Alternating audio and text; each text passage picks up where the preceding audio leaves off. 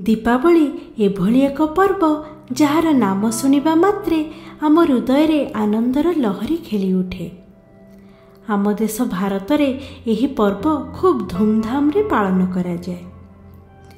एही दिनटी रे समस्ते निज गृह को भल रूपे परिष्कार करी रंगोली बनाई दीप प्रज्वलन करी फूलरे घर सजाई एवं विभिन्न मिष्टान्न प्रस्तुत करी खूब धूमधाम रे पालन करिथांती। तेबे कौन दीपावली पालन एही सबु मध्यरे सीमित होई रहिछि?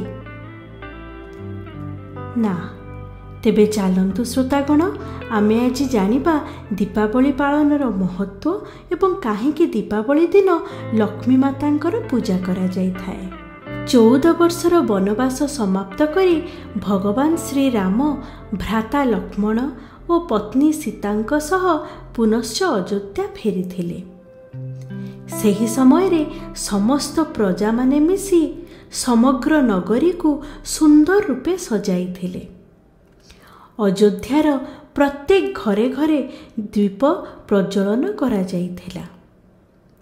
तेणु सेही दिनटी को दीपावली रूपे पालन करा जाए।